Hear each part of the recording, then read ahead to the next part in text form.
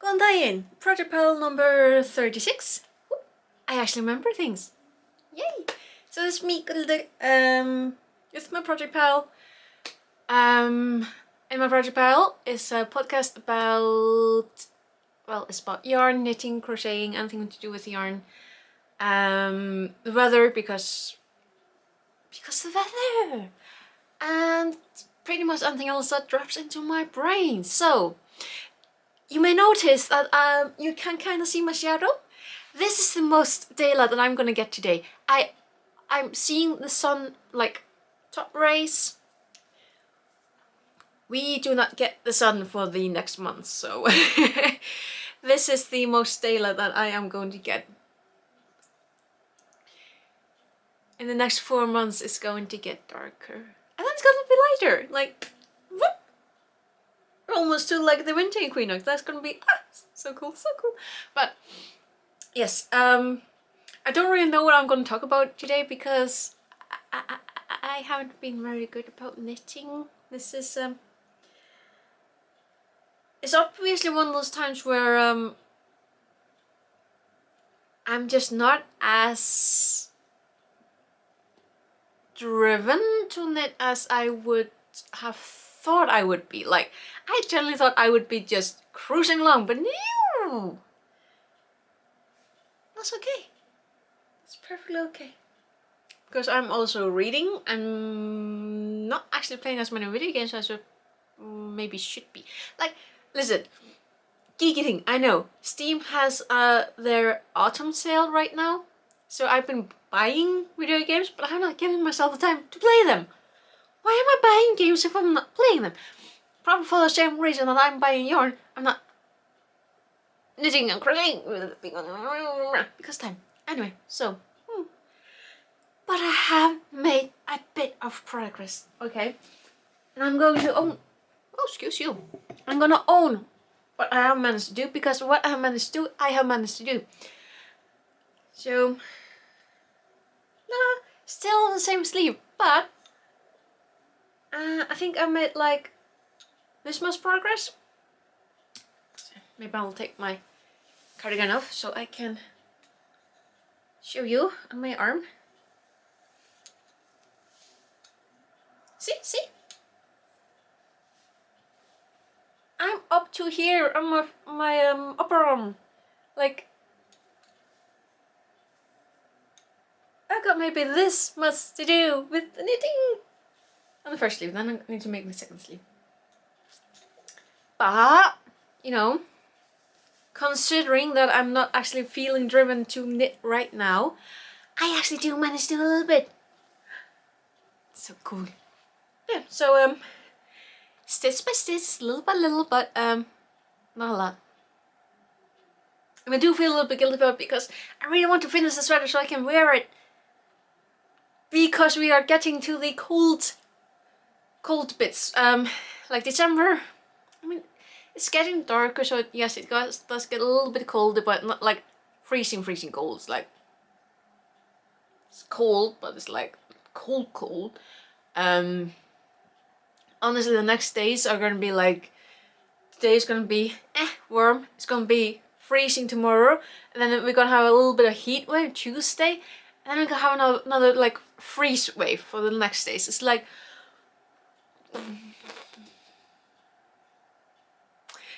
it's a time of year when you wonder if the spirits of the weather are drunk, because they probably are. They probably are. But what's it gonna do? It's weather. We can't control it. But I would like to at least get this sweater done in December so I can wear it. Also, my self-imposed like challenge on Ravelry, I have finished 13 objects of 16, so I have a month to finish 3 objects. This is really gonna be one of them. In case you haven't watched previous ones, I am making this basically létt-lopi pizza. It's called Saga Án Fléttu. And it's a very simple sweater. It's made out of 2 types of well, two types, two weights of Icelandic wool. The lighter weight is the létt-lopi, which is the thinner portion that is here, the cuff of the sleeves. Like, you know, the cuffs are made out of létt-lopi. Then the hem also, and the lining, the collar, made out of the lighter wool. And then you have the heavier weight of Álafosslopi to make the bulk of the body. There are no increases. There's no thinking. And I love knitting any kind of craft where I don't need to think, I just make. No increases. Like, all the magic happens with, you start with a 3.5mm knitting needle, you then switch over to 4.5mm knitting needle, then you switch over to the bulkier wool and you use 8mm. That's it. That's the entire magic of it. I love it. So yeah, little by little. Not much progress, but it's there. So yeah, that's a little bit of knitting that I've done. But as I said, I put the challenge on myself to make 16 items because I figured it's 12 months. I'm gonna have enough time to do that. I have 3 items to finish in December. You know what else I have to finish because of a self-imposed challenge? I was lenient to myself this year with my Goodreads challenge. I only put 60 books down. Because last year I was struggling with reading 100. I usually read minimum 100 books a year. Because, you know, I am Icelandic. Not all books that I read are actually in the Goodreads, like their databank or library or however you want to call it. So some books I simply can't put in. So usually I read way more than 100. But last year I was struggling because I was also doing the knitting, so I decided to be lenient and only put 60 books.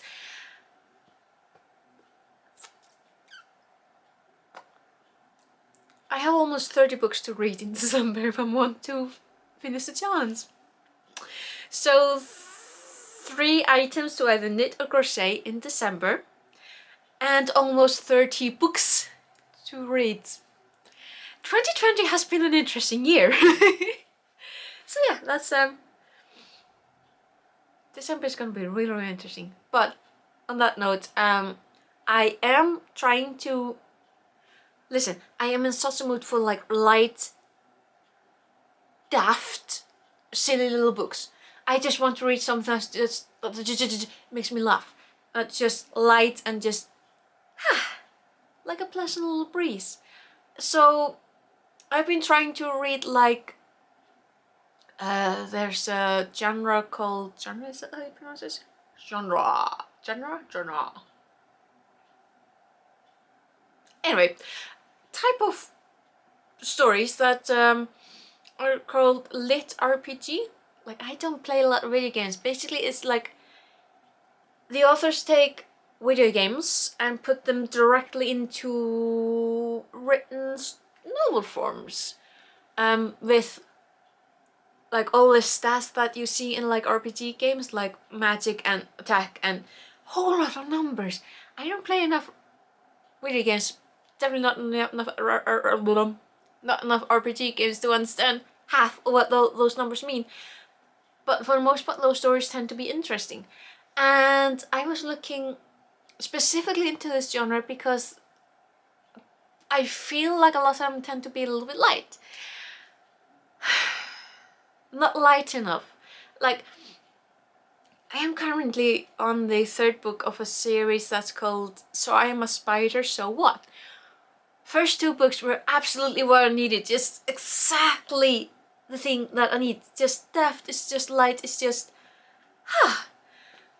It's getting serious. I don't need serious right now. I need light. And unfortunately I'm gonna finish the 3rd book, but right now it's not the taste that I need right now. I need something that's just bubbly and driving along in free gear and just silly, and it's not silly enough. That is a rather strange complaint to have about books, isn't it? Like, oh yeah, it's not silly enough. So I've actually been looking for just silly books to read because I need silly right now. Another first book in a series that... I'm sorry, my English is being really weird today because I'm trying to think and talk at the same time.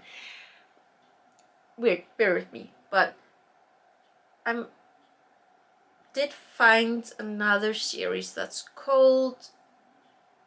You know, the titles in this genre is also really tend to be long and strange, but I think it's called I Thought I Told You to Make Me Irish in the Next Life.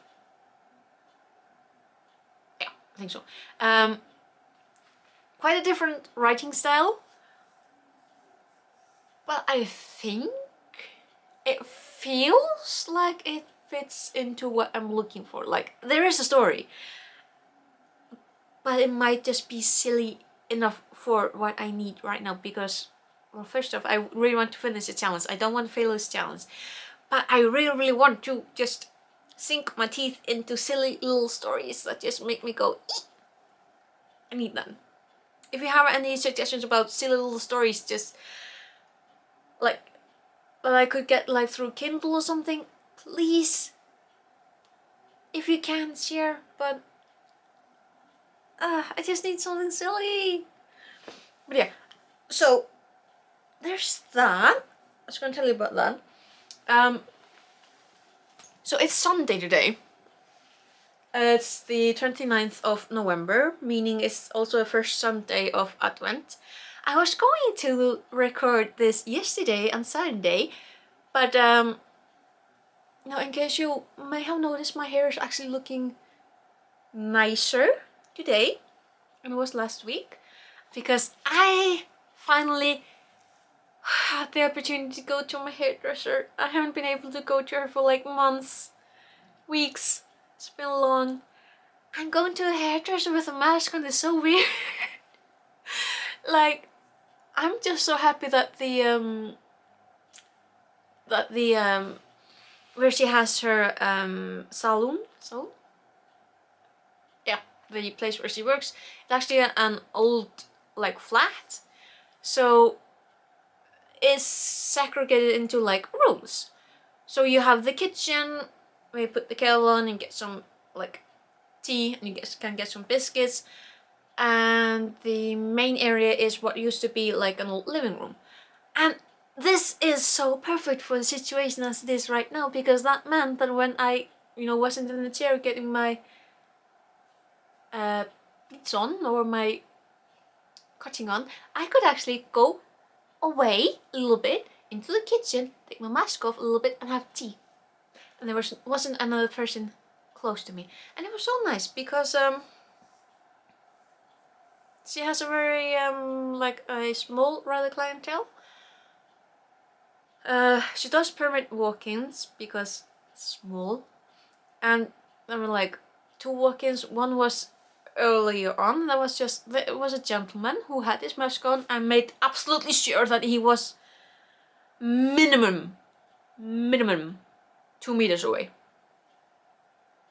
Role model, absolutely. The second walk-in was a lady about my age with her daughter. She wasn't as good with the distance, but nah. I mean, we are in a relatively safe area where I live, but there is a mask mandate. There is 2 meters, like you're supposed to stay 2 meters away. And I really prefer that people just stick with it because it's a mandate and there's a pandemic going on. And I would rather that we all get through this as healthy and safe as we possibly can. But anyway, going to like the hairdresser with a mask on is so weird. It's so weird. But that's why I didn't film yesterday, because my appointment started at 9:30. We didn't have any daylight by then. It was getting a little bit brighter, like I could walk. without having to have anything like reflecting on me, which is something that you definitely need to have when it's pitch dark outside, so that the people in the cars can tell, oh hey, there's a human being, maybe I'll be cautious now. Excuse me, what voice was that? But yeah, 9:30. I'm there at that time. I didn't start getting back home until no, it was somewhere around 1 in the afternoon, because we got chatting, and obviously by that time all the daylight was gone. Like, there was no daylight to work with. So I decided to just film today instead. Because honestly, if I want to show you anything, and you know the daylight is waning right now, I'm actually getting a little bit stressed now, but if I wanted to show you something, I have a very, very narrow window to make the video to show you. It's a little bit stressful, but yeah. So, I didn't film yesterday because I spent my whole time in the salon having a chat. So, I'm filming today, yay. Not that I have anything to... Listen, actually about that. It's been 2 weeks since I was going to tell you about the bird that flew into the store. 2 weeks! And I keep just chatting and I forget to tell you about the bird! It was so cool. Anyway, excuse me a moment, I'm gonna get my phone. Because I cannot remember what that bird is called in English. In Icelandic it's called skógarþröstur. They are actually one of my favorite birds, honestly. They are very independent. They are both clever and they are intelligent. Yes. No. You know? They are, yes, and they're very independent. And they do not take anyone's... they will defend themselves, let's just put that like that. So you do not want a confrontation with these lovely birds. Let's see.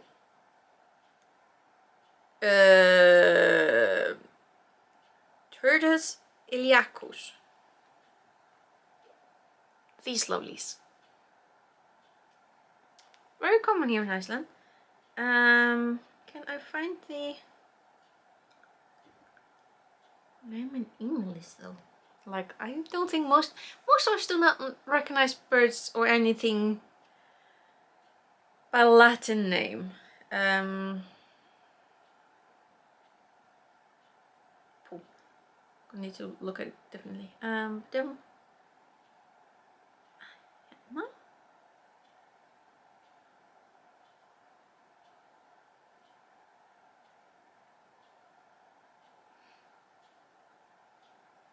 I am sorry, I have no idea what I am looking at here. But yeah, extremely independent birds. I really like them because they are so clever. Oh, yeah, it's called Icelandic redwing.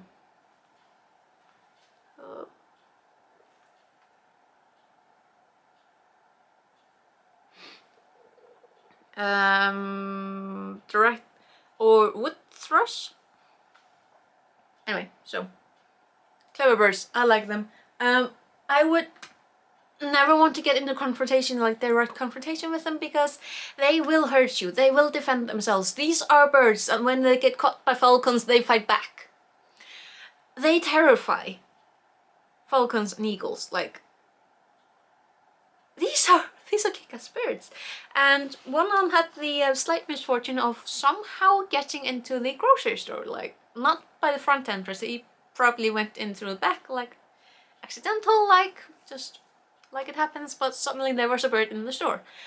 And if you've ever been in a store or just an enclosed space with a lot of people when there's a bird that's not supposed to be there, seeing their reaction is just... it is funny. Like, I did have the common decency to not break down laughing right there, but it was really rather funny to have all these people, right? Not single, no teenagers, no kids, no anything, just every single person there was an adult, and people were panicking because of a bird. And well, first off, I had to go and find out what the noise was about, and then people were like, "There's a bird, there's a bird, there's the bird," and I'm like, "Well, couldn't see it, of course, until someone pointed it out, because, you know, bird moves fast up in the lights." And can you imagine being the poor bird sitting up there, and there's just a horde of humans making noise and staring at you? Like, that must be terrifying. So I did what I was taught, and have been just trying to do if something like unexpected with an animal happens. Just try to stay calm and make sure that the animal knows that it's fine. Everything's fine. This human is not panicking. Barely pays attention to you. It's probably fine. Unknown situation. Whatever. And of course the poor bird is panicking because there's a lot of human beings just staring at it, like. So I decided to just, you know what, I'm gonna stay calm, I'm gonna finish what I'm doing, and hopefully trying to get the bird's attention to show it where the exit is. Now at least my coworker had the you know, sense to like, we have this automatic door, so she pushed the button so it stayed open, and then she was calling at every single human being to don't go near the door because the bird needs to go out. And I'm just thinking, like, how is the bird gonna figure out where the door is if it doesn't see anyone exit or entering? Like, it needs to see that. But the bird is like in the store, panicking. Fortunately, a very sensible man managed to herd the bird up front where the door is, but the bird is like, it's so stressed and so panicking that it just went absolutely streamlined. And when a bird like that is streamlined, it is ready to throw down because it is stressed, it is terrified, and it will defend itself. So luckily, with the bird in the perfect position, I walked out the door, and my coworker calls to me, "Don't block the door, bird needs to go out." So I call back, I'm showing it where the door is. So I walk outside, and just a little out, like trying to calculate like the angle that the bird might be able to see me. Walk back and forth a little bit, and then I do this. I land.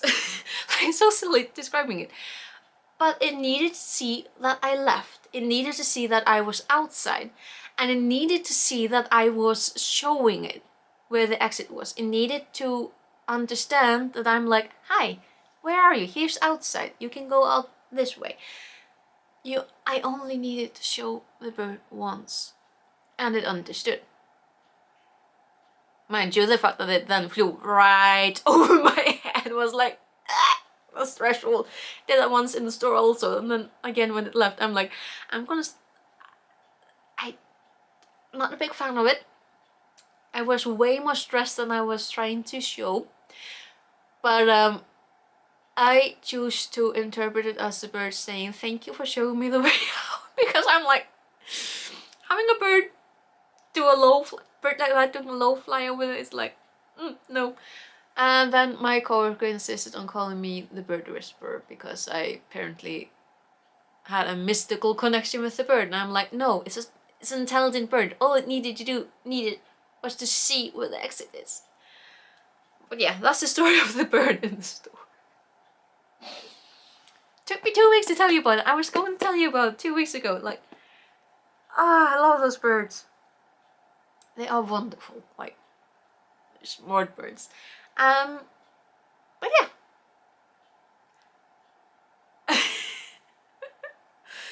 Yeah, that's me this week, telling you about something that happened 2 weeks ago. The bird in the store. Craft-wise, knitting along a little bit. to get going because I really want to finish both challenges. I want to finish these 3 things for the Ravelry challenge, self-imposed. And then I want to finish reading those only 60 books! Like, how did I not read this year? How? But yeah, I also want to finish the Goodread challenge because it's books, and I want to find more just like silly little books to read because that just, I need it. It's gonna be so much fun. But, another thing before I finish, like, So yesterday, Saturday, I did the thing that I wasn't going to do, but in my defense, listen, all throughout the year, I keep looking for yarn. You know this is yarn related, right? Right. I've been looking for yarn that is Christmas themed. Just like, you know, red, white. I had to stop everything. Red, white, and green. Or similar shades. Just something that just, you know, it's Christmas. And I wanted to have it like in a very timely fashion so I could give myself time to work with. Didn't see it anywhere. Nowhere. You know what happened last night? I went to Hobbii. Because I had seen, you know, pictures from them on Instagram because Instagram is fun. And for some reason decided to check out the webpage and they still had a Black Friday sale on. So I got some yarn and it's on its way. And my biggest concern is that do I have anywhere to store it? It's gonna be fine, it's gonna be fine. Because there's one thing that I also want to make because at least some of you must know about Ross from Smells Great Guy. Smells Great Guy, yes. I have this so much fun watching his videos. Just I like putting his video on and then grabbing whatever I'm working on and just knitting along while just listening to what he's talking about. I love it. Some years ago, I cannot remember how long ago, he made like, okay, you watch Ross, you know that he does hats, he does dishcloths, and he does shawls. He doesn't really do socks. He's tried it, like he said, he's tried it, just doesn't speak to him, it doesn't attract him. But he did make a single sock some years ago, a huge Christmas sock, and like he said, he doesn't have a pattern for it because what he did was he took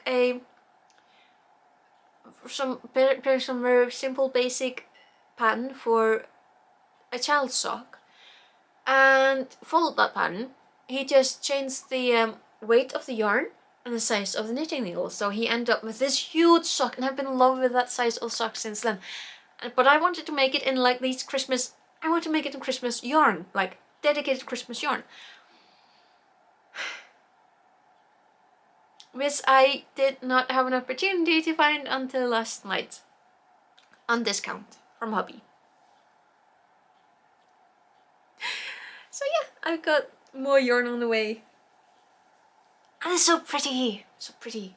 I can't wait for it to come so I can show you. It's gonna be so cool. Christmas yarn, can't believe it. Anyway, so that's me this week. Same as always, rumbly. I have yarn on the way from Hobbii. Excuse me. I'm making little stitch by stitch progress, little by little. And yeah, I'm actually exhausted from speaking so much, but yeah. So endings. Why do I always struggle with ending? But yeah, this is me this week. With the dwindling daylight that I have. Can I say a little bit more? So yeah, thank you for sticking with me. I don't know how to end things. You would think on like project panel number, what it is, 36, that I would know how to end these videos. I don't. Why don't I? Okay, progress for this year. I have actually managed to figure out how to start videos, and with this camera I have actually been able to just do this like single take with words and all, but endings. We work on those, but.